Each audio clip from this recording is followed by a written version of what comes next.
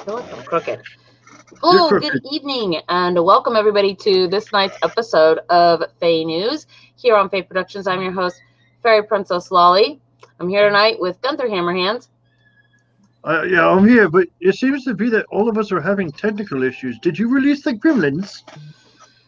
I did not release the gremlins. I know that everybody's having technical issues. Count Morbid is over there somewhere, the mysterious and elusive, and Ion the Leprechaun is having some kind of a technical issue, and so is the Game Master. So, hypothetically, other people are going to randomly appear and join us in the future here, which I'm excited for because we have our, starting off this month, we have our silly hats.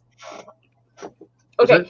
Nothing. I'm gonna do the obligatory beginning of the show. This is obligatory beginning. So, oh, hello. I see you out there, Cobble and Sparky Jade. Hi, guys, gals, ladies and gentlemen. People even. Yes, people. So, as always, of course, please, first things first, hit the like and subscribe button. I prepared a fun meme for everybody. Dun, dun, dun. There it is, right there. That is it. We need your like and subscribe so that we can, of course, have world domination. Everything. I don't think it's right, no. So. I'm just saying. Yeah. Fairies need to rule the world. I mean, I thought we did already. Isn't that why you're a princess? Well, of the fairy kingdom. Not all the kingdoms. Okay, so please hit the like and subscribe. The monarchy. He's a part of, whatever. He's a part of the food chain there. So that's whatever. So please hit the like and subscribe button. We super appreciate that. Thank you so much. And Count Morbid, are you dying over there? What's happening right now? I don't even know. Also, there are a couple of things I want to first remind everybody of. Please remember, we have our VirtYule Sign-up that right now, and that is at the little link there. It's also on the low bar and going in the ticker. And the what? Oh, my nose is running. I'm so sorry. What? So what's the VirtYule signing up for? Well, VirtYule is the event that we will be having. Excuse me. Dab my nose. Having on the 19th, which Saturday the 19th at 6 p.m. here on the channel. And what is that behind me? I have one. Thank you, House Lou. He's trying to take care of me by bringing me tissues. So it is our event we'll be having here 6 p.m. on the channel on the 19th. And it has a great number. Woohoo! I have right here. Look, I'm so organized. This is our schedule for the evening, and as soon as I am done and giving a shout out to our sponsor, I will circle back to this and go over it. So it just was a paper blur. Yeah, well, you don't need to see it right now because I'm going to come back to it. Just simmer down over there, okay? Crazy Whoville troll. Hey, man. And then, of course, second is a shout out to tonight's show sponsor, which is Manifest Magical Pendants, and Samantha is a handmade jewelry maker. They're the words. They came out. Tonight is a night. Oh boy! Apparently, you're off to a great start down in Austin, Texas, where they get one snowflake and then all the streets have to be closed down. So she creates hand sculpted crystal pendants out of her home. And her pieces are created out of love and clay to remind you of the power of your own intention and how it will help support you in your journey. Her designs are inspired by all that is magical, including fairies, wizards, mermaids, dragons, and elementals of nature. She uses stones that she has collected through her life. And I recall her telling us about this when she was on the show, how she has traveled to some really cool places and collected stones while she was there, some of the cool gemstones and crystals and whatnot that she has. So some of these come from really far away. And she uses those, though, for throughout her life for their beauty and healing qualities. And she puts an immense amount of detail, can verify, and care into her work. So please take a look at her unique and expressive pieces. and I thought you cruise her said shop. They are a wonderful and meaningful gift for others and yourself. What did you think I said, Count Morbid? I thought you said mythical creatures like fairies and lizards. Well, feel she's a called out. human. I mean, I can't help it. Lizards. Lizards. Oh, I didn't notice that. I guess. Let's see. I see Ion down there. Yes. Hello, Ion. Are you with us? He is not. Can we hear you, Ion? It can be difficult. Oh, I It's heard like that. the Christmas season where Ion has to start wearing green. Yeah. So we got that hat is still a top hat, so it counts, right? Yeah. he's got. It looks like you got your cousin hanging out. It. What's He going on has there? Santa Claus stuck in the hat, and I have an elf stuck. Yeah. Yeah, I love it. This is good. I'm Where's the liking humbug? our holiday. If I wasn't tired, I would. Or, you know what? He's First like, off, you know what? First off, it's too warm for me to dress as the Grinch. But I was listening to that song today. You're listening to a lot of Christmas songs today. Yes, thank you for saying that about our sponsor tonight, Persephone. Thank you so much. Yes. Beard bells. Yeah. Oh my gosh, you do have beard bells. I totally just noticed. Beard bells? Sparky Jade said beard bells, huh? And I really just noticed now. I'm gonna embiggen you because it's hilarious. Get close to the camera, you. Look at that. That is excellent. The jingle jangle, and then my brides. Yeah, and then I got them up here. I love it. I got a light up one here. It changes color. You just can't see it. Everything behind you is changing. I want color changing things. I feel out festivated right now. Listen. This is my holiday, man. It's my holiday. This is also why I don't like cats. Yes, well, that makes sense. And speaking of Yule Cat, what a cool stocking. Speaking of Yule Cat and stockings, I have a thing to tell you guys. oh no, no good can come of this. Only good. Only it's too warm to wear this coat. It's all bad days, all it is. But your hat looks different. It's not your bah humbug hat. This is my humbug hat. What hat are you wearing? A bat hat. It's a Batman hat. Okay. I only have 4 different Santa hats at the moment, unfortunately. Okay, so you can find this actually pretty much everywhere. You can find it on our Patreon. You can find it in Fae Hollow on Facebook. You can find it actually right here on the YouTube channel on the community tab, which is the schedule for VirtYule, and that is our event that I said I would circle back to. Here's the schedule. I'm holding it still so you can see. But I am going to go over this, speaking of Yule Cat, because I'm really super excited for this. So since obviously all the events are canceled for 2020, we are having VirtYule, which is our online Yuletide celebration. We're going to do it here, not dissimilar to how we did Cyber Samhain. So this is what is on our schedule, though. And you know what? I'm going to go back and put our little sign up ticker is the word I'm looking for. If I can find where I hid that thing. Here we go. I'm going to just put that right there. Okay, because I want you guys, really, I want you to sign up. So the ticker has a link where you can get your Yule card but then at 6 p.m. it's hello, welcome to the show. And at 8 p.m. I think I might have made a typo. It's supposed to say 6:15 p.m. Dang it, now I have to go back and change all the graphics. So did you make an ouchie then?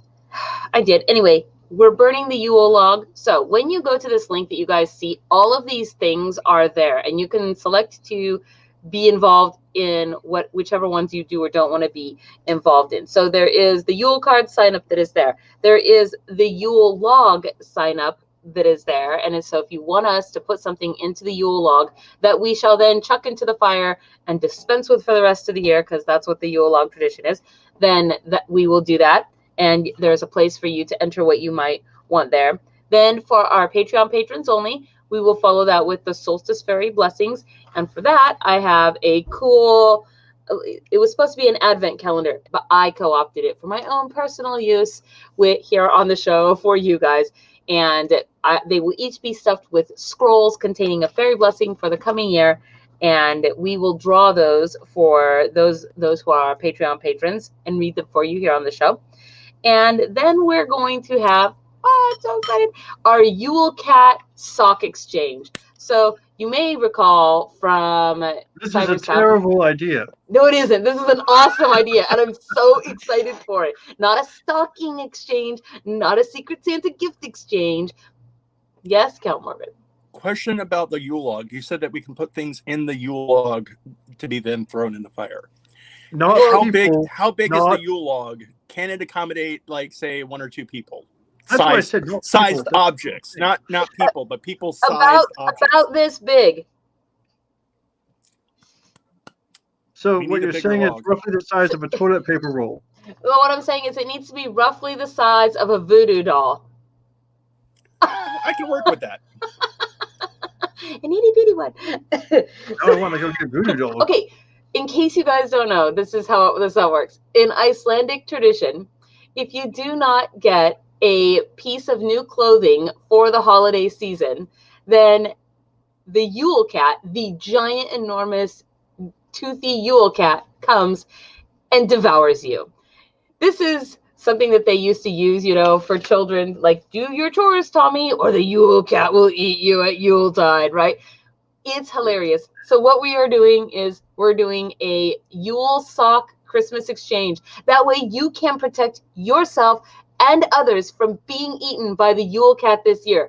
All you have to do is sign up, get a sock. Doesn't even have to be 2 of them, really. Like, if you want to be that person, you can just send your partner 1 sock and then put stuff in it. And it doesn't even matter. There's no rules about the stuff. I'm not even collecting information on people. It is up to you what you want to send to your Yule person. The sock is the important part. Everybody needs a sock for Christmas, right? Which is also kind of handy if you got a bunch of house elves there. Then you just give them a sock, and then you're going to hear a bunch of people going, "I'm free, I'm free." It's all Fairy Princess Lolly's fault. Yes, that's true, but only free. If Fairy Princess Lolly gives me a sock, I am out of here. So I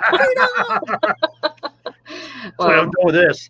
That's why it's snail mail, because then basically I'm not giving you the sock. Technically, the snail mail man is giving you the sock. Or whoever checks the mail. So if it happens to be Poppy, if it's brought in by a different person. If it happens to be Poppy and Poppy gives him the sock, he's still out there. Yeah, it's true. Okay, so there's 2 more things. One is also we're doing the Elf on the Shelf photo contest. So you do not have to do. Who is calling me? No, go away. Why would why? I don't even know why my magic mirror is ringing, but it's annoying. So the Elf on the Shelf, you don't have to do every single day of Elf on the Shelf. It is just a one-time. Set your Elf on the Shelf up into some cool, hilarious, funny diorama.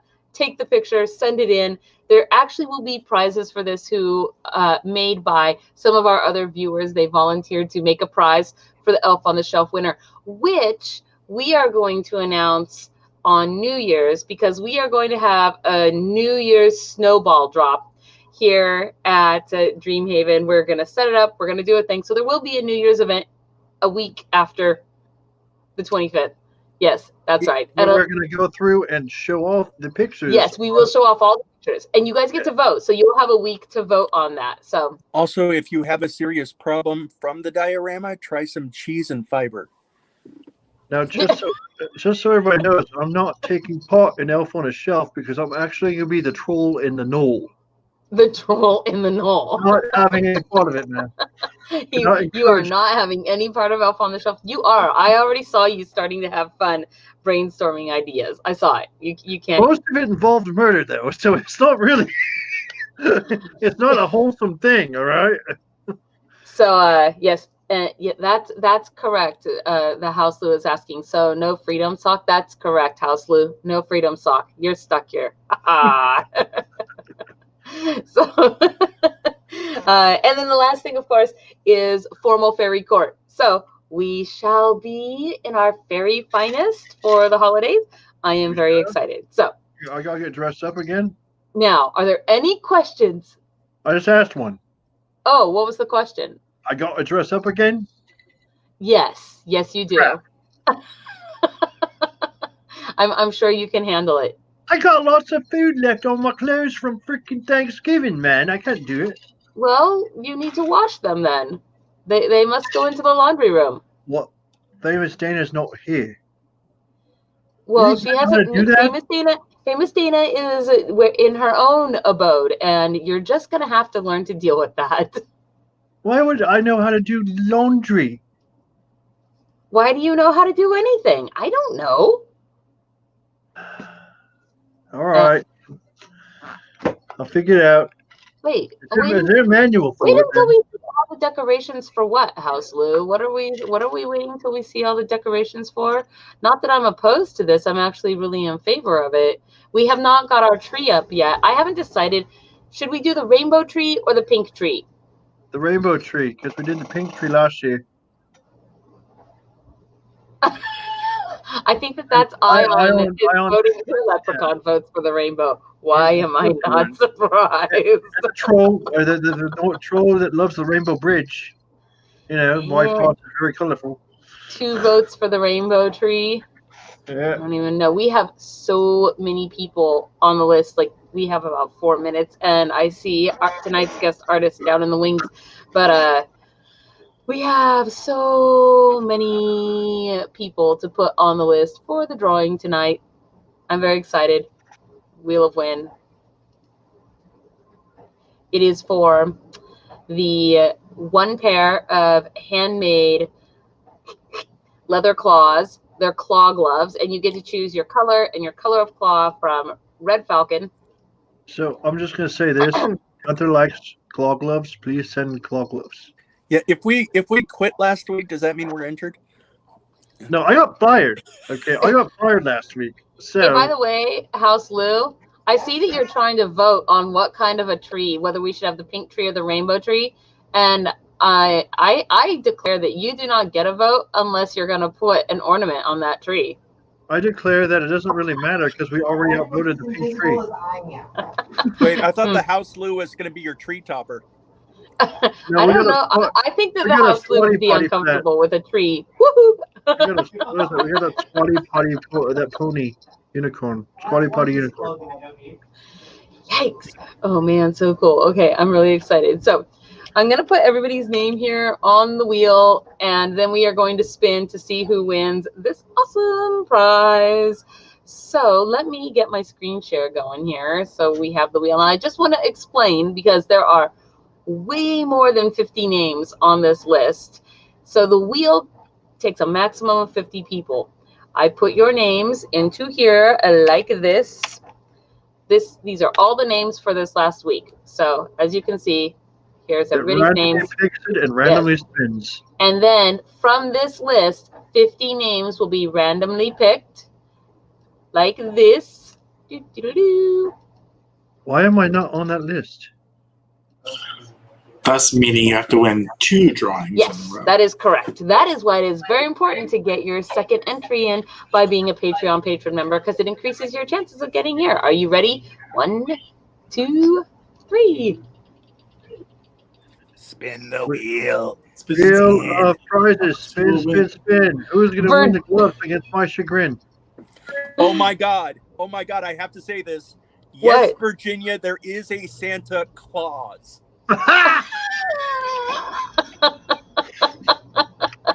And this, folks, is why we can't have nice things. Yeah. Congratulations to Virginia. Yes, all yes. Right. Cheer, clap. All right. I mean, really, really the perfect line just then. Your skills, your theatrical skills are uncomparable. No bounds. I don't think that's a word. Incomparable. Excuse me. Inconceivable. Hold on. They are inconceivable. That's definitely true. And also, if I used it as a word, doesn't that automatically make it a word by the very, No. Really? Well, who defines what makes a word? Irregardless, it does not. I hate that word so much. That is not a word. Irregardless, no. Don't care. No. We have supplies for that, man. You are not a scry. You are a fairy princess. Go fairy princess somewhere. What? You heard me. I'm not a sprite? Is that what you said? I said you're not a scry, but you're not a sprite either. I know I'm not a sprite. I'm too big to be a sprite. I mean, tall, yeah. Did you 7-Up instead? What? Oh my gosh. No, the house Lou is asking me from the background whether or not I'm a 7-Up instead, since I'm not a sprite. I mean, are you being? Get it? Are you trying to be punny again? He is. You know that's why they have ether. Thank you so much, Cobble. Cobble, everybody, Cobble said, he says, Horace, he's concerned. I have created a word. It has a definition, and it is pronounceable. So if you're not a 7-Up, are you a Cerebus then? No, I am not. You know what? This is me sitting back and having my pesky. Pinky out. Oh, thank you. Virtual hugs to Sparky. Yay. Okay, so with that said, we have tonight's guest artist. That is very cool. I think Virginia is going to be excited. I'm going to bring her in, and I hope I'm going to hope that I say her beautiful name correctly and that I don't mess it all up. Here we go. Hello. Hi. How are you? I'm fine. How are you? We are festive. I like it. I see. You all look very wonderful tonight. I feel a little, less in my sparkles. So it is okay. We may have mentioned that we were gonna do hats starting because everybody was doing them. They all started early, and then I felt left out as I wanted to wait until this month to do hats. So then this month we're all doing hats. I'm doing a different one every week. So please, though, I'm gonna try to say your name. Is it Mieki? No, it's pronounced Mika. Mika, but it's spelled yes. Mieke. Mika. Yes, I think it's correct. Yeah. Wow, I love it. It's a very difficult name because it's just a name which is known in, I think, the Netherlands, maybe Germany, maybe Denmark or something. But outside the world, no one knows how to, outside these countries, no one knows how to pronounce it. So, well, and to be a little fair, the languages there are not the easiest languages. So all of the consonants that go into them and the double vowels in weird places. Yes. So, but I think your name though is really, I think it looks very pretty when it's written. So okay, Mika. That's how you said that, Mika? Mika, yeah. Okay. Well, if you will, please introduce yourself to our audience and tell us who you are, what your business is, and a little bit about what you do. Yes. Well, let's get started. My name is Mika, and I come from the Netherlands. And I'm an artist who specializes in fairies. And I paint digitally. So I paint on my iPad. And that's how I create my fairies. And so when did you really start doing your art? Now I found you through, oh man, I don't even want to try to say her last name either, because Kiri Leonard. Because her name is also not easy. So and I was really excited too, because when I saw your Instagram, I really just loved your work. Instagram, by the way, guys, down there in the ticker, also in the low bar. But how did you tell us about how you got into it and when you really started doing it? Because my understanding from our communications is that it's recent in the span of your life. Yes, that's correct. Well, I always loved drawing and painting since I was a little child.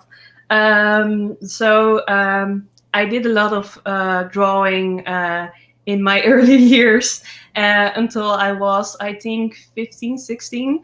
You have to choose a career. in the Netherlands.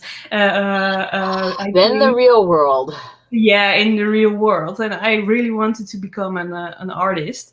But the difficulty is, people around me, the adults, always told me that art wasn't a career. It isn't something you can make money with. I was very disappointed, and I thought, well, this isn't going to work. So I actually stopped drawing and just doing it from time to time if I was bored. But but you didn't forget it. It stayed here in your heart. Yes, that's correct. It stays in your heart. You can't walk away from your dreams, I think. And last year, I don't know how it happened. I think maybe because of the COVID crisis. But I started to draw and paint again. Mm-hmm. And at first I was trying everything, like oil paints, acrylics, watercolors, graphite pencils.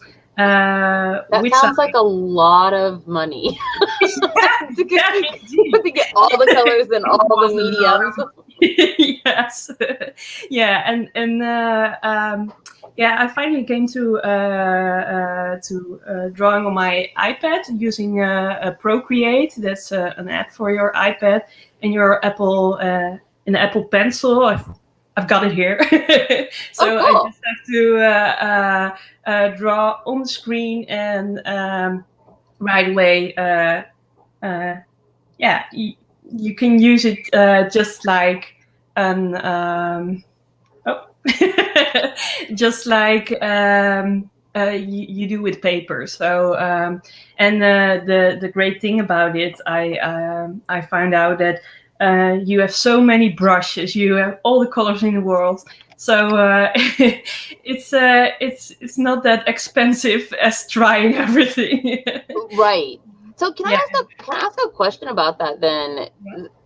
How do you feel that doing digital drawing emulates actual drawing? Do you feel that it's, I mean, I don't know very much about that realm of the technology that is out there, and so I'm kind of curious. Do you mean like how is it similar? How is it different? Yes. How is it similar? How is it different? Yes. Which one of these things doesn't belong here?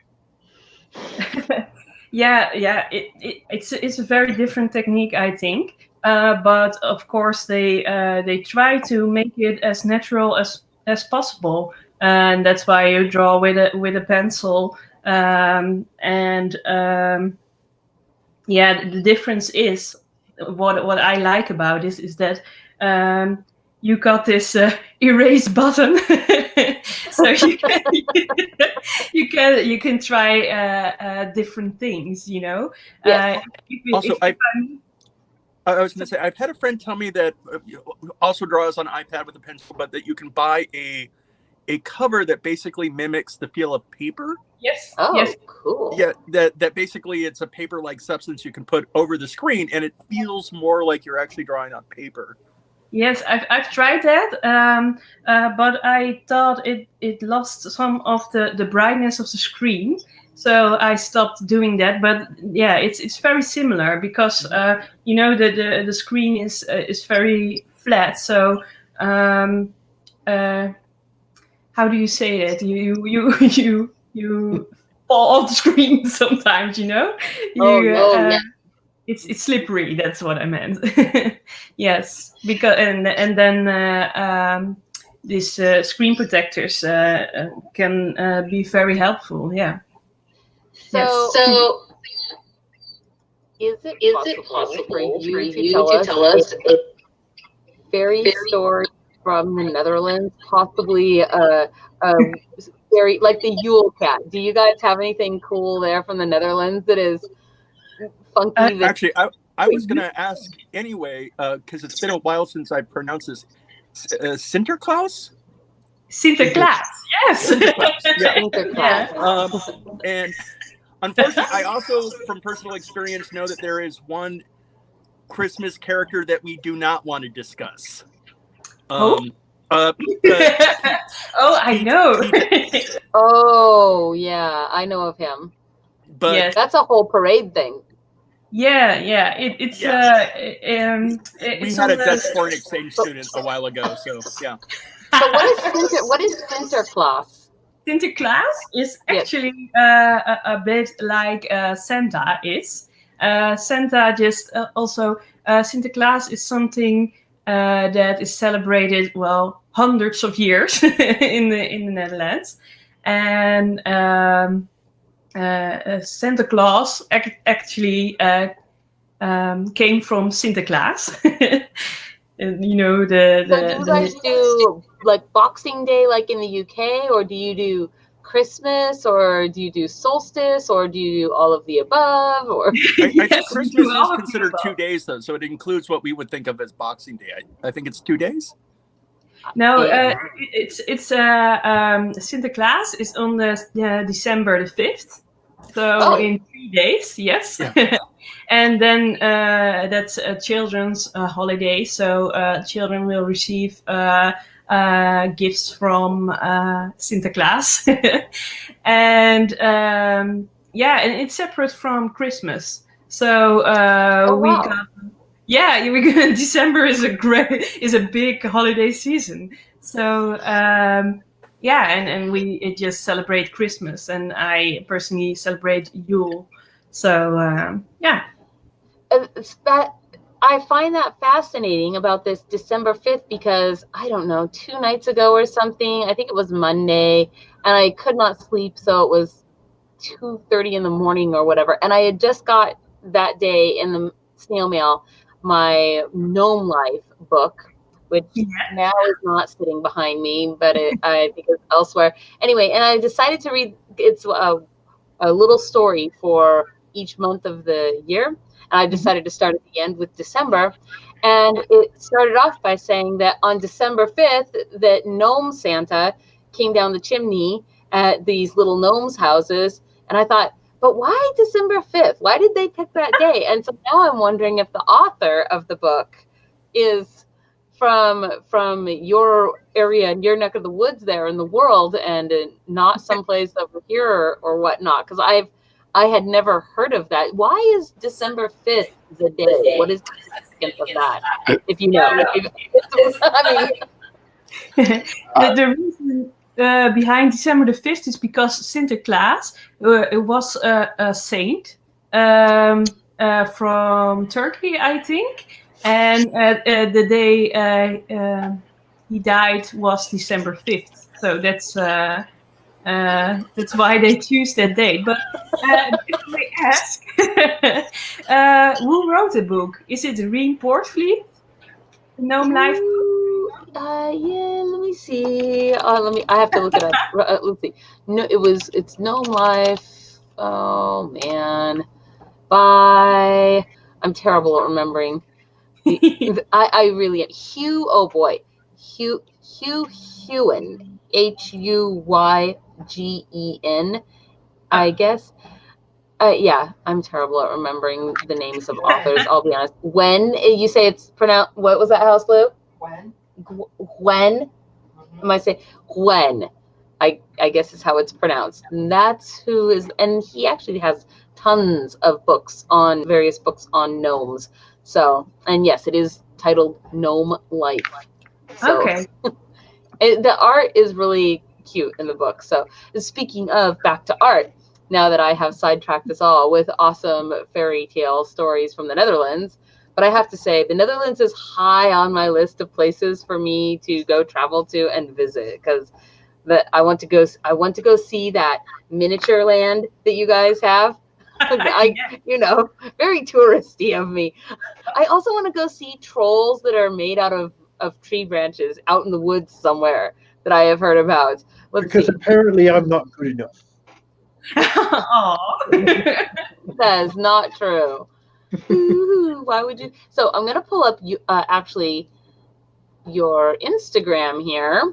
Oh yeah, that's nice. Yay! So we can kind of take a look at some of your art, and I thought maybe you could talk to us about some of these pieces. Yes, of course. Yeah, I would love that. Which one shall we choose? Ooh, well, it's up to you. Oh, look at this one with your cat right there in the background. Yes, he's lying here, so he's sleeping now. So, but it's totally possible that he will will show himself later. Yeah, well, I know. Sometimes I get a little furry critter over here that wants to be also with me on the show. I kind of like this one right here with this cool guy. Yes, because I want to hear the story. Like, doesn't this just bespeak a story that is waiting to happen right there? Yes, that's true. Well, that's Father Time. Ooh. And I don't know if Father Time is something that's known in America. I think yes. It's over here. He's usually coupled with Mother Nature and Father Time. Okay, yeah. Yeah, so that's Father Time, and he's always displayed with an hourglass. So that's where he's watching it. And yeah, his story is that actually time is not an actual thing, you know. You probably know because in fairy, time is also a very abstract thing. So we're humans. Humans. It goes either faster or slower, kind of. Yes. Yeah. Yeah, you can be there 3 minutes in your mind, and then 300 years have passed. Yes. Yeah, so and he's telling us in this story that it's a human concept, time, and there's only one thing, and that's now. You know, live in the moment. Yes, live in the moment. That's true, and we're always. As humans are in the past or the future, you know, and so his lesson actually is, be here now. Yes. In the present, carpe diem. Yes. Seize the day. Of course, yeah. But all my fairies have some kind of message to tell. And that's why I created the Healing Fairy series, and most of them are from those series. Which one is your? Sorry, go ahead. Sorry, and they all have a message to bring to humans. So I was going to say, which one is your favorite one? Oh, this one's cool looking. This is kind of cool. Like, this is this one in progress, and then here it is finished. Whoa, This is cool. What's this one about? His name is the Truth Keeper. Yes. So it's a little. He's a little bit sarcastic because. His job is actually to collect the truth. But the funny thing is there are many truths. So he's collecting them all in these glass orbs. And he's storing them in case of a truth seeker comes by. And so he can show all the truths to him. So his message is actually, it's not as black and white as we always think it is, you know. The truth for me can be different for you. And that's what he would like us to know. I mean, I think your work is it's really quite good considering, you know, that you had such a huge break in the middle there because of silly human antics, right? Yes. Yeah, thank you. Yeah, sometimes I amaze myself because it's just the flow, you know. Whenever I'm painting, I just lose myself in it. So yeah. Father time comes and takes the time away, and the next thing you know, he's always with me. this is so cool. So now, I know also, what is this? This is this time lapse. Is this a video? Ooh. Yeah. The creation of the wise treeman in 30 seconds. Yes. Whoa. Wow. This is so a bit... because, sorry, go ahead. Holy, that is amazing. So because this is on a digital format, it's like you're putting leaves there and then you're like, nah, I'm going to change it. And you just like erase the whole thing. And because it's on a digital format, are you just able to 10 hours? Yes, it took me 10 hours. Oh man. Like 10 hours of work reduced to 30 seconds. Are you able though, because of that digital format, are you able to just record the time lapse as you do it and then it goes? How cool. I mean, how does that work? That's kind of a cool little trick. Yeah, that's some kind of feature in the app. So it automatically I'm Dutch, so it is a very difficult word to pronounce. It automatically records time lapse. So yeah, that's great because I can watch all my artworks from the sketch to the final result. So that's a cool feature. I love this one right here, which I know it's kind of, it looks like it's kind of concept testing out of things, but I feel like all of your faces are really quite good, you know, and faces are so hard for people to do. So, and then it's just this was a sketch for the wise treeman, the time lapse you just saw, and what I do at first. I've got an idea in my head, and then I make these thumbnails, which are the little, the small sketches. Yes. And to look at the layout and to know the composition, and then I start to create the actual sketch. So yeah, look, you build up. yeah. Yeah. I'm just kind of cruising through these, looking at these. Now I know that you were saying in email, look at all these beautiful sparkles. I like this. You were saying in our email that this is the way that people should contact you if they wanted to get something, because right now you're just now getting your stuff together. We have caught you at the very beginning of your what is sure to be your brilliant career as an artist, right? It's right now it's still the thing. So, but I'm sure this is going to grow and it will become awesome, and soon it will be all that you do, and you will be that thing that just isn't a job. Yeah. Well, I really hope so. Yeah.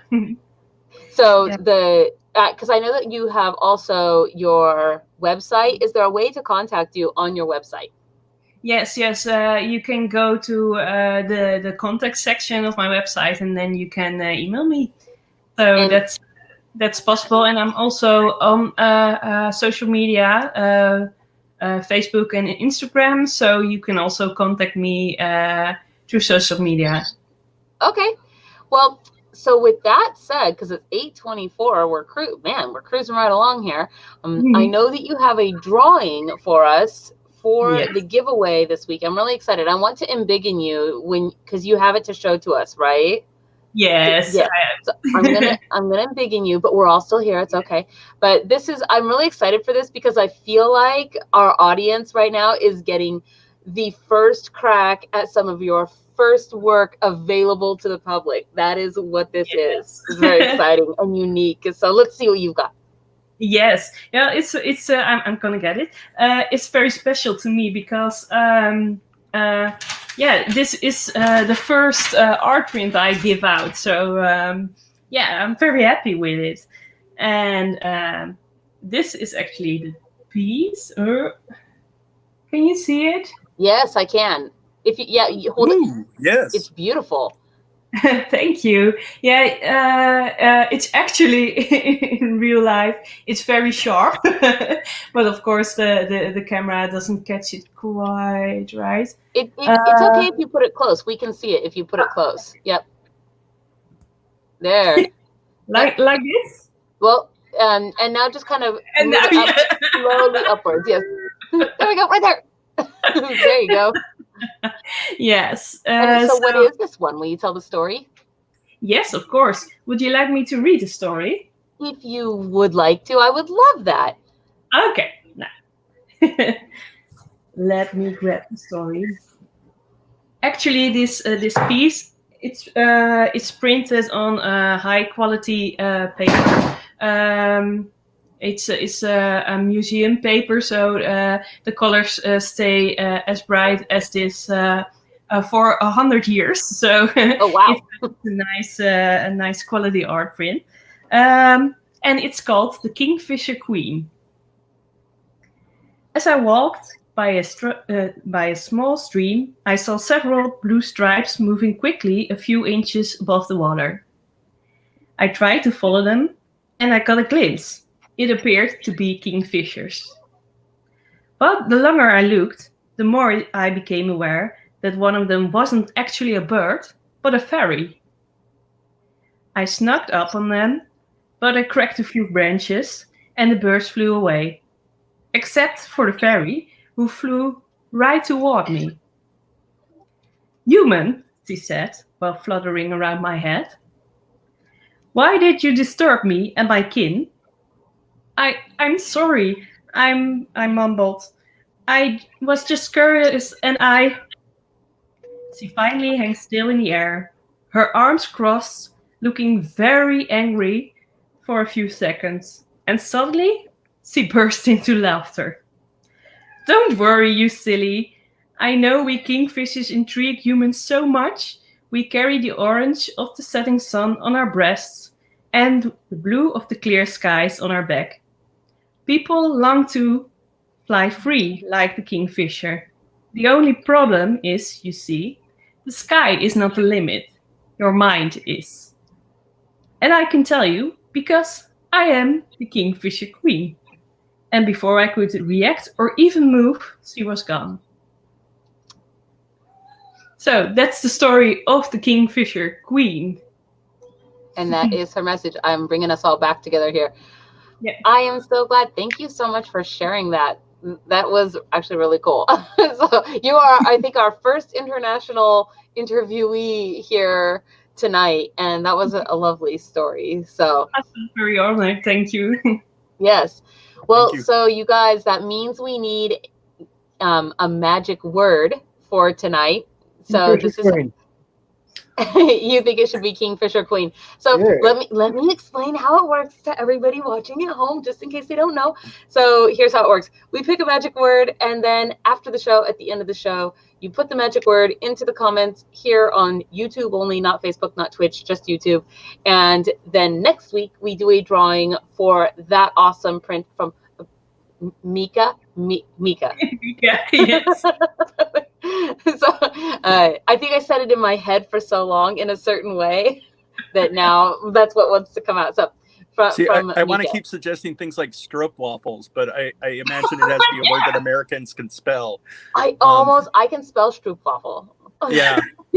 Well, I went to Amsterdam once, and I know all about them. I'm an expert, and I almost bought some at Trader Joe's last night. But yeah, no, they're amazing. But yeah, no, I'm sort of joking that it'd be amazing to pick a Dutch word that like no Americans could Nobody spell or can pronounce. spell, Well, I would suggest kabouter, which means Kabouter? gnome. Oh, yeah. I know that. It starts with a K, right? Yes, Like kabouter. Kobatur. Is that right? Yeah, that's right. Yeah. I can spell it, Cal Morbid. What? Oh. Actually, and kind of a follow-up to something earlier, I meant to ask you if you'd ever done any drawings of well, I mean, basically Christmas or Sinterklaas drawings of basically holiday drawings. To be honest, I didn't. I made a Christmas card, but that was that's the Christmas card for this year. But that's my cat, so it isn't a It's a real Yule Cat. It's a thing. Yule Cat. Yeah. So, we were talking earlier about, speaking of the cats, I thought when we do our VirtYule event, and by the way, Cobble has suggested not Kingfisher Queen, but QUEENFISHER. So it's kind of a combination. That's a pretty good one, I think. Yes.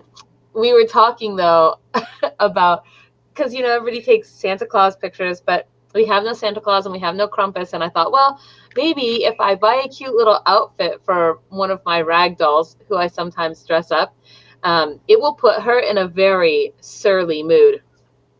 And, and so I can dress her up and people can send us their pictures and we will just collage them together and they can have their picture with the Yule Cat. She'll be our Yule Cat.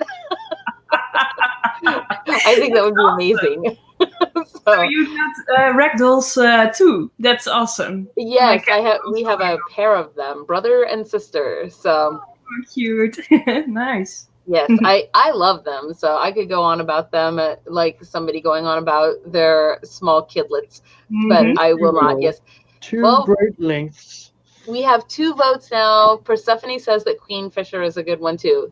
Is that a good one? That's kind of a good combo of what you said, don't you think, Gunther? I think that is what I said. No, I thought you said Kingfisher Queen. I don't know. I don't know. Okay. Enough. Well, QUEENFISHER sounds like a good one. So I think that will be tonight's magic word. Magic word indeed. I'm going to put... Yes, yay, we've got it. Okay. This is a cool magic word too. It's unique. I don't know. It's cool. So I'm feeling it. I'm feeling all of the festivity goodness. So there it is. You guys, thank you so much for coming on the show, and everybody watching out there at home, if you would pop over to Instagram, give her some likes and follows. Oaktree Fae Art is what you're looking for, but the information is there. It's also on the low bar wherever you're watching from. It should be there for you to go ahead and link to. So with that, before we bid you adieu, is there any last things you would like to say to our audience today? Well, I just would like to thank you all. I think this is a great opportunity, and I think you guys are awesome. And I think your channel should be known to all the Fae lovers. So world domination, right here. This is what we're going for, right? Like we love you. Awesome. World domination, yes. Yes. We're so close too. I mean, we're only about 10 million subscribers away, I think. So whoa. Sarcasm. Almost. All right. Have a good evening then, and thank you so much for coming on the show. I really loved having you here and telling us about your amazing art. So woohoo, first crack at this stuff. Good night. Thank you, and good night. Okay, I am super excited about that one. And that's cool. That's like an international gift from afar. I'm going to explain to you guys one more time. QUEENFISHER, put that into the comments after the show is done tonight, and you will be entered to win that beautiful drawing that you just saw. So That Also, they can become patrons for extra. That is entries. true. Thank you for reminding me. Yes, if you join our Patreon at any level, you will be automatically entered into every single drawing that we do. And also, you will be able to still go and leave the comment, giving you a potential maximum of there it is, guys. That's our future Yule Cat. She did not look thrilled. When she says that, she means that, go join the Patreon. But man, if I join it, I still don't get entered into freaking drawings because I'm a bloody fairy. Because you're here. It's a conflict of interest. I'm not conflicted. I'm just very interested. I'm sorry. Oh, wait. No, don't be sorry. I understand. That's because I wear the hat. I get it. Okay, here we go. I am. It's QUEENFISHER, and I'm gonna put a little thing up just so people could see. Let's see. There we go. And that is a pretty cool Krampus stocking that you have, I confess. That's something about this time of year too. Is if I don't wear the bells in my beard, I get confused for the Krampus. I don't like it. You get confused for Krampus. Maybe you shouldn't be so grumpy all the time. Maybe you should just lean into it, and we should just get you a basket to wear on your back. If you didn't beat children with birch sticks, that's people wouldn't confuse the two of you. It was made of oak. Yeah, Calmore, get it straight. Jeez, one would think you'd never beaten small children before. With oak. I don't even know what's happening right now. What normally happens? Well, what normally happens at this time in the show is we read crazy articles. So what you're saying is you need to go look through the articles and start deleting things before you even look at the articles because you didn't look at the articles early in the week again. Whoa. You need to calm down. I never look at the articles early in the week. I always only look at them at showtime. There it is. See, now it's nice and big and on the screen. Are you happy now? I mean, by the way, honestly, I know I submitted an article that you will not read on air. I told her. I told her that. I was like, Catwoman, I am not giving this to her. She goes, what? And I go, well. Whoa! Well, it was kind of like the monument or the monolith that they found in Utah, except not. Except it was more of a phallus. Is the best way to say it. Wait, is this the mystery monolith in Romania one? I don't think so. Because there's an Austrian village that has a name that they decided to change. Whose idea was that? Who put that on the list? That was probably me. Yeah, I'm not saying that on air. You don't have to. Just go expletive delete it, and everybody will understand what you're saying. However, so the monolith. There's an article about the monolith vanishing, and then there's another article about the monolith reappearing somewhere else. Okay. Well, let me read these, and I guess while we're reading them, where's my pictures? Do I get to put pictures, or are we having gossip? Which one are we doing here? I'll give you a picture. Hang on. I'm just saying, man. I don't have enough Santa hats. You're supposed to change them weekly, not minutely. I'm just trying to quell the Yule Cat. Have I shown you my Nutcracker recently? Recently. Did he change from a while ago? Well, no, I'm just saying I don't remember the last time I showed it, but I do seem to recall that when you got this Nutcracker, I made a strange video where I was making voices for the Nutcracker, and that went somewhere on the internet, never ever to be forgotten ever. Well, I mean, I don't recall that. Maybe it wasn't. I mean, I know that I did a Nutcracker voice, and I know that I was with you, but I don't know if it was that one. Oh, what's that? Something you sent me. Something I sent you. Uh-oh. Yeah. Here we go. What is it? Oh, more Nutcracker things. Oh my gosh. You language. Send me that for the show. Do not quote me. That's you. I mean, but You cannot surprise me like that. You should have been surprised. You sent it to me for the show. You know what? But that I send you things throughout the entire week. I forget. I send them and I forget about them. What are you even talking about? Was this one of the 3 o'clock in the morning? I'm tired and I just worked 20-hour days. Maybe. And by the way, I see Sir Kieran down there, so I'm going to bring him in. Sir Kieran, are you ready to come in? Yay, okay. Have you defeated Hey everybody, your technical testing. Can you hear difficulties? me? Yes, we can hear you really well. You sound great. Did your squire finally get it sorted then? Yeah, I had some gremlins in my audio video equipment, but I got it to work. What is that? You know what that is. Why is this? That one was funny. I laughed at that one.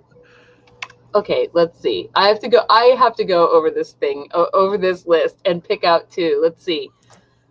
What? No. What? Okay, we're over the satanic chamomile. That was like 3 weeks ago. Why is that one even in there? That was like a Halloween one. Ago, she says. No, that was a month ago. Wow. Oh my gosh, where's the time going? Time is a I don't construct. know. Ask Father Time, man. What? What do you mean, what? What? No, I don't know. I'm just reading some of these, and this week it seems like we have, and we did produce weird turkey nuggets. Let's see. You're a weird turkey nugget. Your face is a weird turkey nugget. Oh gosh, they really did Turkey remove nugget, the your monolith couch. from Utah. That interesting. Like that's in there. That's part of the news. I know, I see it. So let's see. It's crazy.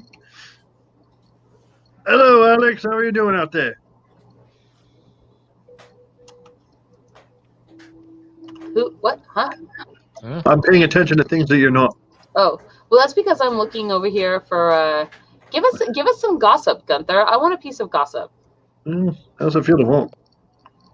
Well, I assure you, I will share with you that feeling after the show if that's really the direction you want to go with it. You know, we Let's see. So we got the egg open. Ooh, yeah, creepy. And there's a bunch of stuff inside the egg.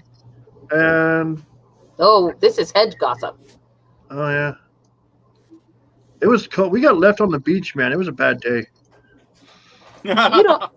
Yes, I had people requesting a ride from me.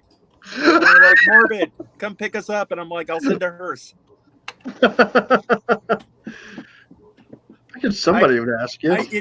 Again, like, what was it? Saturday night at 2 a.m. I had several people messaging me to come pick them up. Yeah. Morbid, come get us. We're on the beach. Like, I'm not kidding. I got messages. No way. I mean, No, what was really. that? Like Dorian and a few other people were like, come get us. Dorian basically had to use me as a heating element because it was so cold on the beach.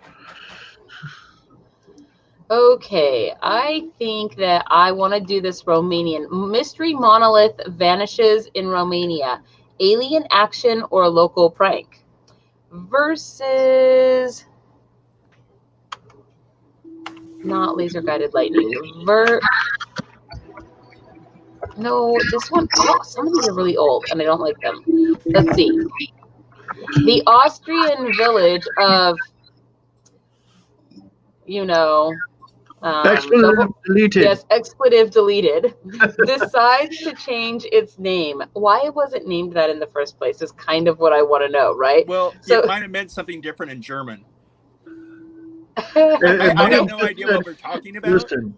But- It might just be flickering and using the wrong font. Yeah, that's it. It's Oh, yeah. everybody's confused about the name of their village because of the font. I'm Well, I was sure gonna that say, must be it. Font is a I powerful- definitely vote for the village. You definitely vote for the village. Okay, so I'd vote for the village. There's a reason, because of fonts in comic books, there's a reason you can't have a character named Clint Flicker. wow. Great. Thanks for sharing that with us here. Thank you, Cal. Hey, all I said Okay, was Clint it's good. Flicker. Write it There's down. nothing wrong in what I said. Okay, so you guys, if Now is the time where we're going to put our votes in. Okay.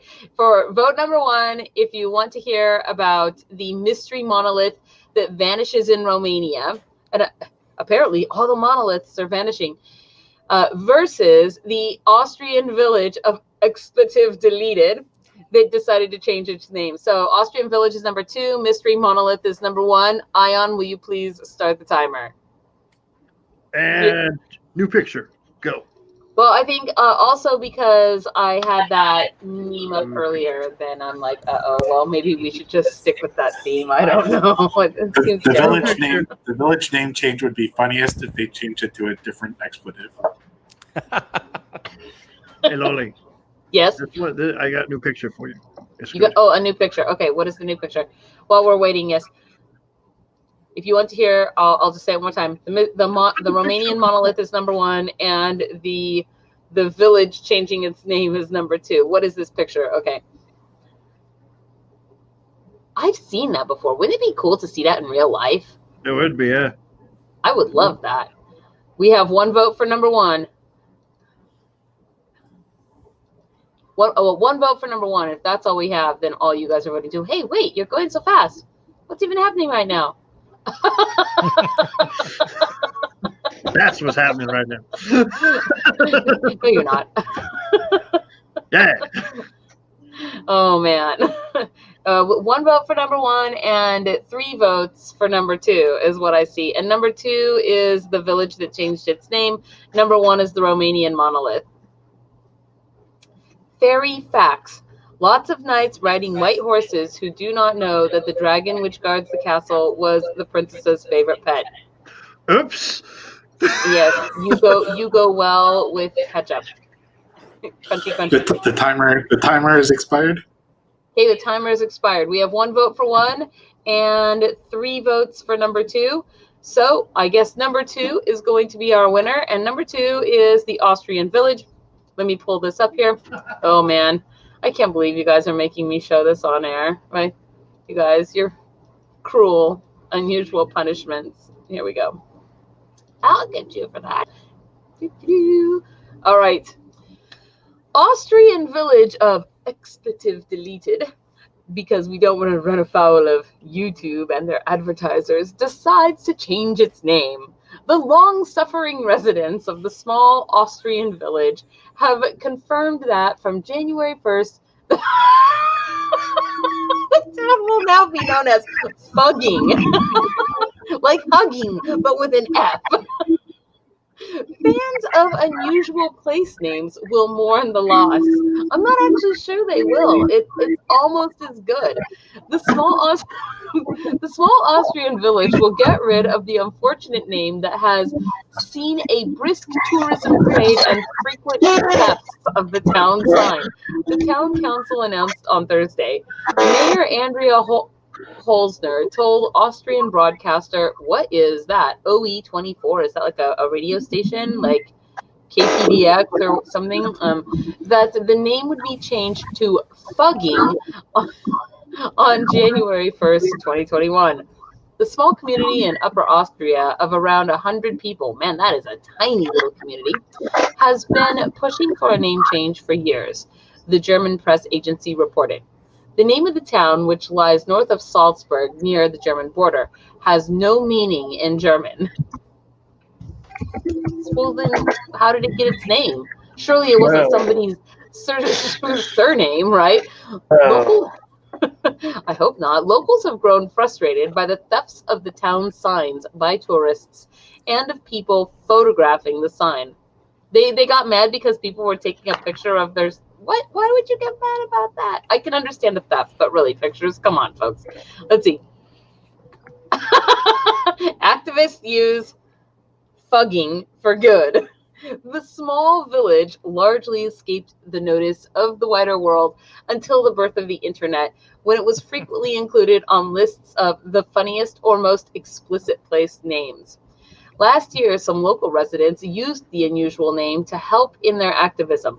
For example, by putting signs above and below to read messages like, our climate is fugging important. Fugging apparently better reflects the pronunciation by the town locals. It is unclear what will happen to the current town signs. And no news has yet emerged about possible name changes to the nearby hamlets of Oberfugging and Unterfugging. I don't even know what. Let's see. The town has been known as Fugging for around 1,000 years. Oh my gosh. I don't know if I would want to change it if that was really my town name for 1,000 years. I want a cup from that place. I've been to. They were probably tired of people saying, "Where is the effing sign?" Yeah, but if it's Germany, did people even really say that? They didn't even pronounce it the way that we would pronounce it here. So according to Wikipedia, it is named after the founder of the village. That actually was somebody's name. Someone's name is Mr. Fucking. Yes. You're not supposed to say it out loud. Besides, we it have probably wasn't advertisers. Mr. It was probably or like something. Like Count or Baron. Burgermeister effing. He was some very nobleman. Wait. Okay. Read to us about this. Read to us about this person. It is believed that the settlement was founded by the 6th century Foko, a Bavarian nobleman. That's all it says? Well, it goes on, and the village got its official name changed to what it looks like now in 1070. And in Latin, it's spelled differently. I don't want to say it again. And the spelling has changed 3 times, and in the 18th century settled on the one it is now. But it's always been pronounced. The founder of the town probably didn't have any descendants, and that is why the village has no F's left. No F's left. So I'm curious, how was it spelled in Latin? With an L? Uckfe. It was pronounced Uckfe in Latin. You're so fired, Cal Morbid. I know. You closed it? Oh, dang it. Well, can't you just reopen it or something? I don't know. Okay. That was a pretty good one, actually. Although I do still feel sad. I feel like the rest of the world just needs to get over it, and that town should be allowed to keep its name. I agree. I like that town name. It gives me a reason to say it. Oh, wait. Did I just delete the wrong? No, that one was in here twice, actually. Okay. So let's see. I'll put the Latin spelling in chat. Oh, okay. I think we're going to have... No, let's see. This is a weird one. Scientists develop an electronic skin that can mimic the natural functions of human skin. That is strange and weird. Why don't we do that one versus... Man, that Potbelly Pig one still looks kind of funny, but... I do not know. I guess let's go with like a science battle here. So scientists develop electronic skin versus A68A, the world's biggest iceberg is fraying at the edges. We're going to have a science battle here. So that one just sounds kind of interesting. I don't know if it sounds weird, but the skin one sounds weird. So if you want to hear about electronic skin that functions as human skin, by the way, the future is now, and that's it. These are the Cylons. They're coming. That functions. Then press number 1. And if you want to hear about the world's biggest iceberg that is fraying at the edges, press number 2. Now is the time. Ion, please start the timer. Thank you. All right. Oh wow. That is. What does here is what its Latin, that city, Fugging. Here's what its Latin name was. But what does Adalpertus mean? And are you sure that's Latin? Because Latin doesn't really do that with the "duh" in there, like of. Is is Aldepertus just of? Or sorry, I mean the first name. Of the founder. Yes. Well, what I'm trying to say is that doesn't actually seem like Latin to me, because Latin doesn't do that. Latin doesn't have like a Joe of Washington, for example, and that's kind of what that looks like. Is it looks like Aldepertus of wherever. It's you know what it looks like to me? What? Uninteresting. Oh my gosh! Okay, I'm done. Oh my gosh, the timer is out too. I don't know why it was spelled like that. It was in a Latin a text written in Latin. Where's Sir Kieran go? I don't know. He probably hit a button. Oh look, it's Sir Kieran. He effed off. Yeah. Here. Wait. No. Level 1. Oh, when you have more, you have more when you already rolled a secondary. That's probably true. Yeah. Here's your bugger bear. Oh, that thing is adorable. Yeah. Okay. Oops. No. There we go. All right. I guess we have one vote for one. That's it. Do you guys want to vote? I see you guys down there. Okay. Hold up your fingers if you for whatever you want to vote for. No. Oh my gosh. Number 1 is for the electronic skin, and number 2 is for the world's biggest iceberg. What are you guys voting for? We have all the votes are for 1. Okay, that is what we're gonna do then. Human skin. How can I vote without supporting ISIS? What? Oh my gosh! Wait a minute. Wait, I'm confused. No, this I'm is confused. the symbol for ISIS. If I'm not mistaken. I don't know. We don't talk about human politics here. So. Oh, my apologies. I have no idea, and I still have no idea what you're talking about. Either way, so that's a thing. Did I share it? Oh no, I just opened it and then failed to actually share my screen because I'm cool like that. On top of it, okay. Here we go. Scientists. Oh my gosh. Go away. Develop an electronic skin that can mimic the natural functions of human skin. A material that mimics human skin in stretchability, strength, and sensitivity could be used to collect biological data in real time. Electronic skin, or e-skin, may play an important role in upcoming next-generation personalized medicine, prosthetics, AI, and soft robotics. Kaust postdoc. Oh, that was a hard word to read because my brain wanted to say podcast, not postdoc. Anyway, I'm proud of you for pronouncing it right. I can't say the rest one. Yichin Kai said, wow, what does this word even mean? Crazy word here. The ideal electronic skin will mimic the many natural functions of human skin. For example, sensing temperature and touch accurately and in real time. However, how does it taste? Like chicken. Well, I don't know. I don't have an answer to that. I was thinking, suddenly my brain became flooded with all of the actual cannibals that have, been in the news in the last century. And I was like, well, there's so many cannibals we could ask. In the last week, on the regular, I've looked through the news. Everything about somebody getting a limb or other pieces cut off of themselves. It is supposed to be the holiday season. Halloween is over. We're not talking about cannibals.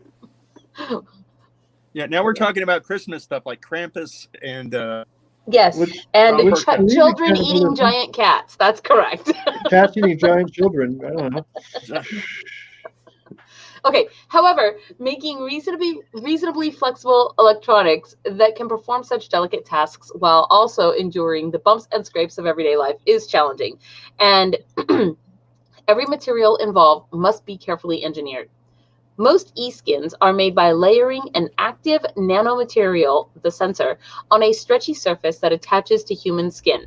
However, the connection between these layers is often too weak, which reduces the durability and sensitivity of the material.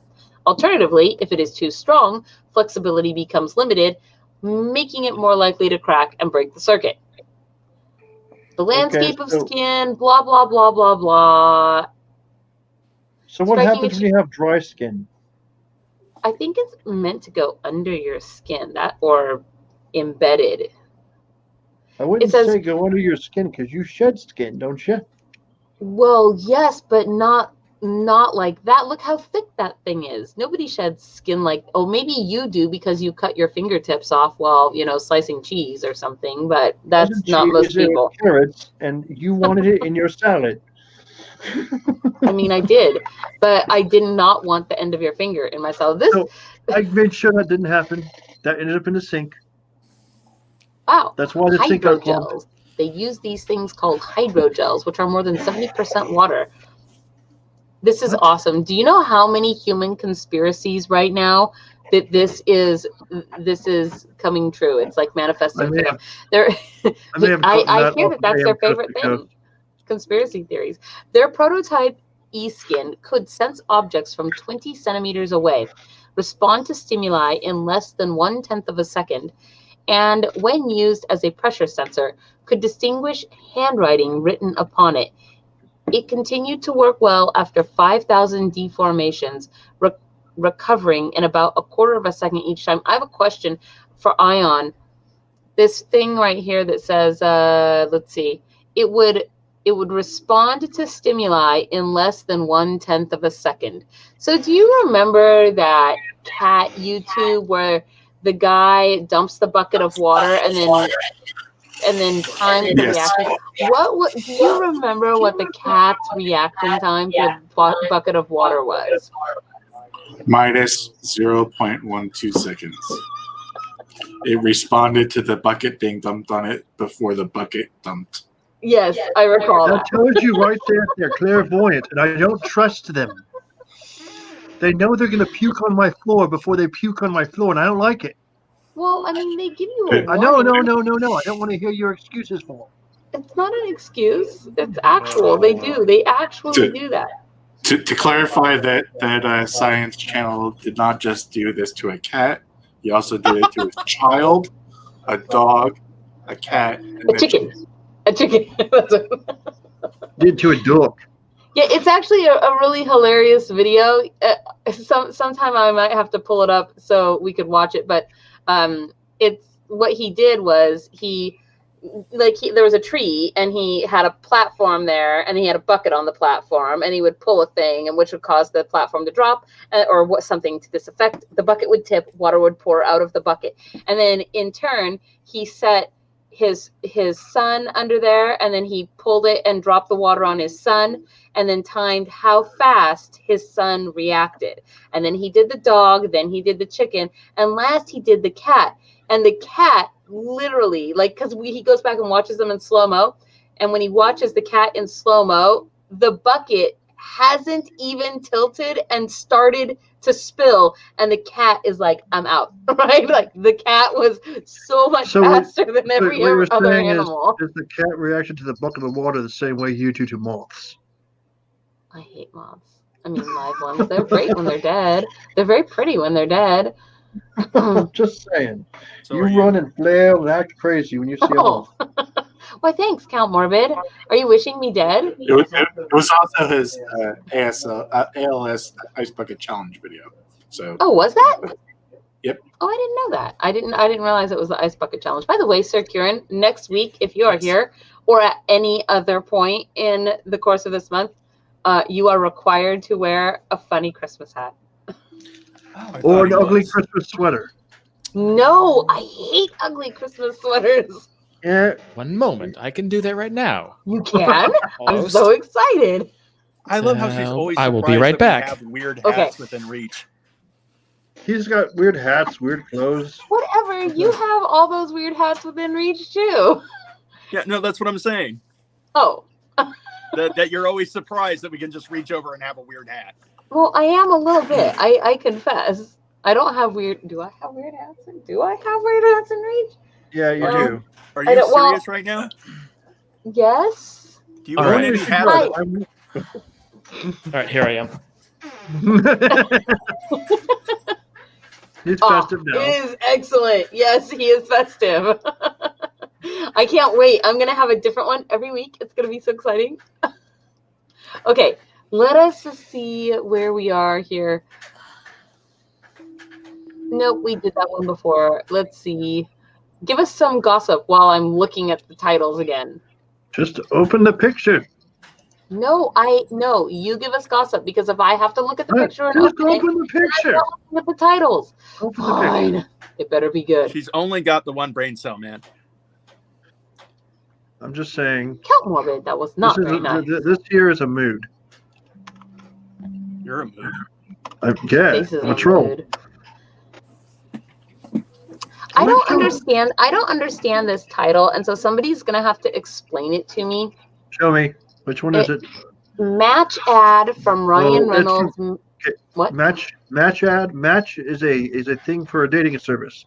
So a dating service ad with Ryan Reynolds, maximum effort, pairs Satan and 2020 in the unholy union. What is maximum effort? What's Ryan Reynolds? It's his production company. It's his company. What kind of a company? One that makes commercials and does some film work. That's marketing ads, yeah. Oh, okay.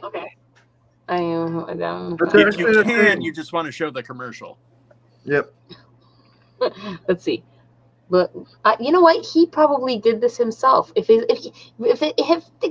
Hold on. This is a news article that's supposed to be a funny news article, wherein one of the subjects of the article is a marketing company. Yes. Just do it. Is it just me, or does it just seem like the marketing company did that on purpose to market themselves? Well, yes, Maybe. but it's also just you. Okay. If it's a marketing company related, I don't think anything's a coincidence. Why do we need to see the ad? Okay, here we go. So we're going to do this one. Group said they removed the monolith from the Utah desert to protect the public lands. That will be number 1. Number 2 will be the match ad from Ryan Reynolds, maximum effort, pairs Satan in 2020 in an unholy union. Okay, so if you want to hear about the Utah monolith, boy, it's a monolithic night. Utah monolith is number 1, and Ryan Reynolds match ad is number 2. Ion, please start the timer. Thank you. For as little as 1 GP a day. What is a GP? Gold. Oh, a gold piece. Okay. You can save a troll from an adventurer. I mean, it's true. Okay. Do I have to turn the sound on if everybody picks the match ad? Yes. Yep. Okay. That is good to know. How coffee makes Fairy Princess Ollie feel. That's a thing too. Wait, what? How? Oh, man, that is true. That is definitely true. That's just I pretty. do believe in fairies. I do. Wait, what's that say? Oh. So I have cute things. Kitten I has have no weird flaws. Wait, what's this? We have this guy. Monolith. It was aliens. Wait. See, between my hands, I sprinkle fairy dust on you. That's what I do. That's how he gets his hair like that. I don't know, but his hair is awesome, and I love it. Okay, where are we at here? Did the timer run out? I'm very impressed that you got that hat to stay on your head for any length of time, I will confess. Because it's so much smaller than your head, and yet you did it anyway. Okay, so we have 2 votes for number 2, which is the Ryan Reynolds thing. Anybody else? What are you guys voting for here? Ryan. What? 3 votes for 2 and 2 votes for 1? Which one's Ryan? I'm holding up that many fingers. Hello, Nikki. No, Ryan is number 2. Okay. I'm pretty sure that number 2 is winning. That's 1, 2, 3, 4 for number 2, and 2 for number 1. Okay. So the Ryan Reynolds thing, here we go. Whoa. Okay. And I have to turn the sound on, you guys said, for this. Yep. Okay. Here it is. So, Ryan Reynolds' maximum effort helped put together an ad for Match.com. That makes so much more sense than this stupid headline that it was. That encompasses the beauty of love and the gloom of 2020. Titled Match Made in Hell, the ad begins with Satan sitting on his throne in hell 11 months ago. At which point it's better just to show the commercial, because otherwise it just describes what's in the commercial. All right, then here we go.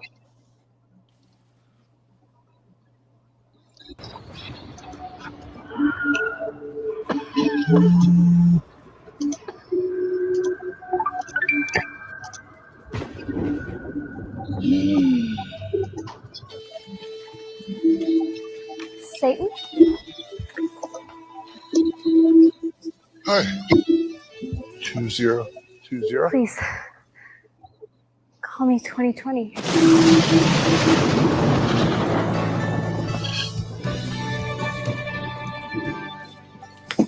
So where are you from? Squirrel. Hell. Hell.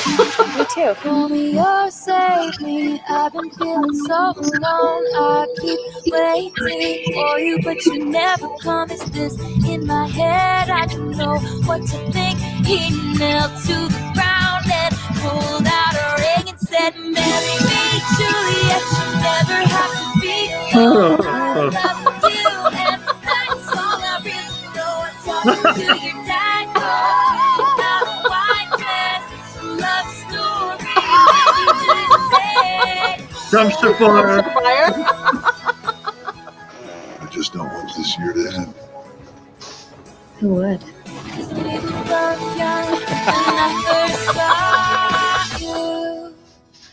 Okay, By the that's way, did their devil look very familiar to you? yes, it's for the devil from Legend. Is Yeah. that right? That's the outfit. Yeah, That was actually pretty good. yeah. But that's why I cut you off, because otherwise it was just gonna describe everything that happens. In words. So it would have been like one of those terrible posts where you want to get to the delicious cranberry sauce recipe, but then you have to read all about it first. I mean, you don't even have to read the rest of the article. 'cause One that just covered time all of it. during summer break in a Tuscan village, this old man came up to me and he had a chicken. And he didn't tell me what the chicken's name was, but he said that he had a hamster named Gabe. Oh, was I supposed to keep going? Well, I mean, you seem to just go ahead and run with that ball there, Yes. so I decided Well, to, Well, he said now that I want to Gabe hear couldn't about the make it. chicken and the hamster named Gabe, okay? Yeah, the hamster named Gabe couldn't make it, but he had the chicken. And so he explained a dish to me that had nothing to do with the chicken, but had to do with 5 kinds of fish, none of them who really got out much. But anyway, there was a soft winter light coming down, which was weird because it was spring. And it also reminded me of that one time that, like, we buried the body that summer and then vowed never to speak of it again. And yeah. Oops. Anyway, I was just gonna let you go until you finally ran out of something to say. which I could theoretically keep going, but otherwise, let's count that as me running out. But I sort of want to make you keep going. I don't know. That is, by the way, a horrible thing you can do to improv people. Just like let them keep going. And wait. Yeah. And wait. So wait. Let me understand this. Are you saying that it's horrible to allow people to keep going, and I should cut them off and say things so that they'll stop talking? Well, How's yes, that of any course, you're different from normal royalty. life? What was that, Gunther? I said, how's that any different from normal life with you? Well, because in normal life, you're the one that cuts everybody off. That's right. Oh, man. Oh, Okay. yeah. Whew, what time is it? 9:13. Okay. So we definitely have, that was an awesome commercial, by the way. That was a good one, you guys. Okay. I mean, again, we were kind of bowing to capitalism there, but I still thought it was a good commercial. It is. It was a good commercial. Let's see. It was adorable. And basically that is like 2020. So Yeah, that's true. oh, wait, what is this one? I can't oh. Okay, interesting. But why is that even a problem? Okay. So this one I kind of want to do with this Taiwanese man sells his PlayStation 5 after his wife finds out that it wasn't an air purifier. Heck no, man. It looks more like a Wi-Fi freaking router anyway. And then we have, let's see, we'll do that one, and it will be versus mystery creature blamed for spate of strange deaths near a bridge in Zimbabwe. So, Oh, that sounds right up our alley. no, Mystery creatures. right, it does. The cryptozoology, I'm with you on that. But okay, so if you want to hear about, sorry, go ahead. What, Gunther? I was saying, I think it's funny that it's always cryptozoology that is the winning the day. Well, because it's weird. So, okay, so if you want to hear about the PlayStation, the wife that mistook the PlayStation 5 for an air purifier, press number 1. And if you want to hear about the mystery creature that is blamed for strange deaths near a bridge in Zimbabwe, isn't Zimbabwe in the desert? It might be a troll bridge troll. Zimbabwe's in Africa. I thought Zimbabwe was in Africa, and so I guess maybe it's a bridge on the Nile. I'm like, maybe. Is there even water in Africa? I don't know. I mean, that was kind of a joke. Okay, I didn't actually mean that seriously. It rains in Africa. Yes. Well, do you bless those rains? Guess Yeah. what? I knew what was coming right there. Nope. I knew it. Okay. So yes. Zimbabwe is not in the desert. All of Africa is a desert. Zimbabwe is in the south, Which is not a desert. which is quite cold down there. So yeah, not a desert. Well, it might be a cold desert. I know that it is actually not all a desert. A lot of it is a savanna, and of course, I guess there are the areas right around, like the Nile Delta and whatnot, and those are not desert because, well, the Nile. Look, I put a picture for you. You did? Yeah. Oh my God, I hate you. He was showing me where Zimbabwe was. That's not. That's it. Do I have to fire you now? Do I have to fire? Oh my God. I guess I was interrupting for so long that Count Morbid died. Yeah. So did you see the picture I have there for you? This one? Just the more popular Frank subbed in. Still a better love story than Twilight's. It's Just saying. Was always. Yes. It's true. All right. Oh, wait. Did we get votes? We have 1 vote for 2. Number 2 was the mystery creature. Okay. What are you guys voting for? Famous Dana voted for number 2. And by the way, I hope you're feeling okay, Famous Dana. I'm sorry that you are feeling under the weather. So, but I'm glad that you're in the audience with us since you couldn't be here today. So we have 2 votes for 2. Gunther, what are you voting for? The rains in Africa. Rains in Africa, Sir Kieran? Oh, the Africa, the Zimbabwe bridge troll. Zimbabwe bridge troll. See? We don't even know what it is yet. Could be a mermaid. I mean, mermaid could be living under the bridge. It's kind of swam upstream there and got stuck or something. Swam up the Nile. Okay, here we go. I'm getting it. It's kind of a cool looking bridge, to be honest. But here we go. Sharing my screen. I'm getting there. Oops, that's not what I wanted to share. I'm such a dork. Let me try this one more time. No, I shared my list of articles. That's what I shared. I clicked on the wrong one. Here we go. Yay. Coast to Coast with George Norrie. I guess that's George up there in the corner. Mystery creature blamed for a spate of strange deaths near a bridge in Zimbabwe. It is kind of a cool looking bridge. Look at all the cool fog. It is cool. Yeah, that looks haunted. That looks cursed. I super That's want to definitely go troll. to Africa. And the fog is not fog, it is butt stench. Gross. Who would say that? No, stop. If it's a sharing what bridge people- troll, that's definitely what it is. Yeah, look at the way the water just disappears and you can't tell where the sky ends and the water begins. Clearly, this bridge is cursed. It seems that way. Okay, here we go. In a bizarre story out of Zimbabwe, you really are kind of like the Drax of this show sometimes, aren't you? Who's Drax? Drax, an alien, a blue alien. I don't know. Is he blue? He's Red different. tattoo. He's big guy. And I'm talking to you, Gunther. Okay, a series of strange deaths near a bridge have been I'm highly attributed. humorous. Yes.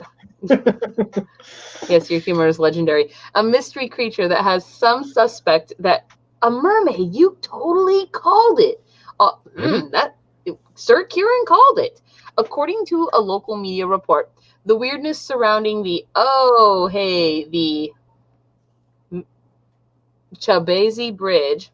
There are what? There's just a bunch of This is exactly why I picked this article, because you can't pronounce any of Chabazy that. Bridge in the town of Gwanda began back in the 70s when several students died under unusual circumstances in the river, the Fiji Mermaid, which runs under the overpass. Apparently, something of an ominous local legend since then. The site has sparked renewed interest in recent weeks following the inexplicable drowning deaths of multiple men in the community. While these incidents alone are cause for concern amongst the residents, what makes the case particularly odd is that it is believed by people living in the town that all of these deaths are due to some kind of supernatural creature which resides in the river. Specifically, some suspect that the aquatic killer is a mermaid, while others argue that this is not the case because the bodies of the victims have been retrieved. So they think that mermaids are man-eating, like Jenny Green Tea kind of. I love that that's how they prove that it's not a mermaid. It's, we found the body. It's not half-eaten. Or it didn't just disappear into Narnia, so it's not a mermaid. Because that's... I mean, that's true. It's legit. Let's see. How exactly that fact absolves mermaids is presumably a matter of local folklore. Be that as it may, residents of Gwanda are tired of being terrorized by whatever force is causing people to die at the bridge and have enlisted a religious figure named Prophet Moyo to help eradicate the creature. Whatever is in the water could be luring people in there.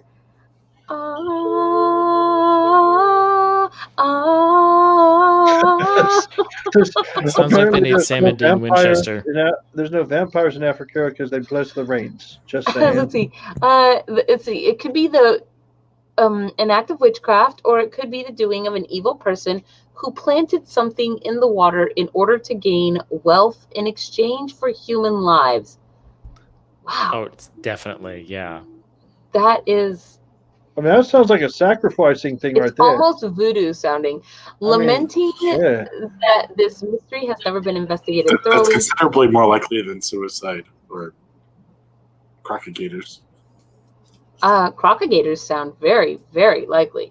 No, crocodilators would eat them. He expressed optimism that the matter will be resolved once he visits the river and determines whether or not the deaths are caused by witchcraft. So... what if I deduce I found a bag here with chicken bones in it. It must be witchcraft. Lest anyone doubt Moyo's abilities, this is not his first encounter with an unusual entity menacing a community, as he was previously enlisted to eradicate goblins that were living in a schoolyard. No, those are children, you fool, and successfully sent the creatures packing, never to be seen again. What do you think? You have hobs? That's a hob issue right there. Hey, goblins. Goblins. What if Moyo is actually the person behind all of these deaths? No, that way he can solicit his services and be paid for... I'm on a tirade. Chill it. Oh, sorry. Goblins don't even know what a school is. They get confused. These had to have been hobs. I'm just saying, don't kill the hobs either. All right, so what are we doing now? I don't know. I want to see what this Moyo guy does, though. Now I feel like I have been left hanging by this article. There's no resolution. Although it says that he's confident that it'll be resolved once he determines whether or not it's due to witchcraft. So does that mean that if he determines that it's due to witchcraft, he's confident he can solve it? If he determines that it's not due to witchcraft, is he confident that the authorities can solve it? Because if it's the latter, and they haven't done it already, why does he have confidence in them? And wouldn't that mean that they already know now that it's not the authorities and it is a witchcraft thing? So he doesn't need to determine that? One thing you taught me a while back is called distraction. If bad things are happening and you have no idea how to handle it, you just say confident and weird words, and people will get behind you, no matter what the outcome is actually going to be. I did not teach you any such thing. You did. I was there. No. I have the notes. No. It wasn't me. It was Ion, and that was a discussion that we had talking about fake engineering words in space shows, and how they make up fake engineering words that sound real. And if you don't know anything about engineering, then you will think that it's real. Like, Yeah, Star Trek is terrible at that. Or really good at it. It depends. No, hand me the hydro spanner. I could tell you a story about a soldier who I happen to know, and I sent him to try to find a tool called a pricky 8, and to make sure he asked the first sergeant for it. Is that like 80 yards of shoreline? No, it's like going up to a first sergeant who is an E8 and go, "Hey, I was sent here to find a pricky 8." I don't even know what all those words mean. Are these newfangled army terms that you're coming up with for the Kingdom Army? I just told you what it meant. A first sergeant is an E8. So you send a private to ask. I want to know what the thing is, unless it's inappropriate. Is it inappropriate? No, it's not. Well, then what is it? There is no such thing as a pricky 8, because a pricky 8 is a wordplay on E8 to first sergeant. Hey, first sergeant, I'm trying to find a pricky 8. Ha ha! Get out of here. I get it. Mm-hmm. Okay, That's what like is trying your to tell him to find a favorite quadrant fake bubble. word, Sir Kieran? I don't. Or least favorite fake word. I don't know. We're getting off. Before we get off the topic of this Prophet Moyo guy, though, this guy. I'm still thinking about this guy. He sounds like a real life supernatural, like Sam and Dean Winchester type of guy. If we could get him on the show and there's not a language barrier, wouldn't that be hilarious? Well, we should just do interviews with supernatural hunters and such. Yeah. He seems to be religiously focused. Yeah. Look at this guy. You Don't you found want him. this guy in the yeah, I found him. Yeah. Okay, look at how hard he's praying. He's really praying there, you know? Does it work better if you squint your eyes like that? It does. Maybe. Especially if you're standing outside in a pavilion, trying to get people to come give you money and teaching them how to walk again. So I'm pretty sure he's confident it'll be resolved because God will tell him it's a witch, and then who that witch is, and then they could deal with that witch as a mob, and then it won't be a problem anymore. So here, this has been set up so that somebody can actually take out their enemies, right? Like, we're gonna commit some covert murders, then we're gonna blame a mysterious creature. We'll call this guy in. He'll name somebody that we just don't happen to like. That's, totally coincidental. And then we will set the public upon them. And then surprise the murder stop. Yeah. Right. Perfect. I'd be shocked. The perfect plot. All it requires is a population that believes in all that stuff. I understand that they are very superstitious in Africa. So it seems like but I guess I don't know. People are superstitious everywhere. It doesn't seem like people were burning witches not that long ago. So. That's true. They stopped. But they were getting high on acid from bread. That wasn't acid, but it's fair enough. What are you talking about? It's a fungus that was in the bread that was causing them to hallucinate. So I already said it, Ergot, the fungus that LSD is synthesized from, was in the growing on the rotting wheat crop in Salem. So the people who were burning witches were high on the precursor to LSD at the time. Pretty common in lots of places, but yes. Wow, really? Yes. Yes. I did not know that. I have learned something very new and fascinating today. Where did you say that wheat was growing? No. It grows everywhere. Can you show me that line? It's a joke. What?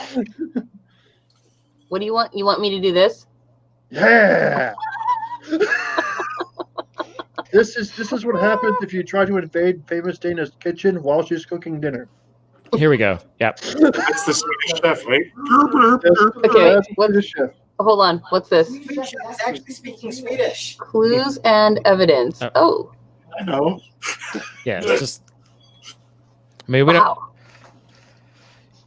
Anyone should Google this later on your own time, but it's quite a rabbit hole you can go down. Which really doesn't surprise me, given the topic at hand. I'm just saying, LSD leads to rabbit holes, you guys. I know that Father Time teaches us that time is a meaningless construct. Yes, but also it's 9:30. Ah, Hey, that means food time. Yes, the fooding shall happen. Okay, you guys. I wanted to show this face real quick, just Wait, to be festive, and because she's not here. I mean, we could show it, or she could just dress it next week. She'd hated that thing. Okay, I will show it. This was. This is famous Dana being adorable and having a beard.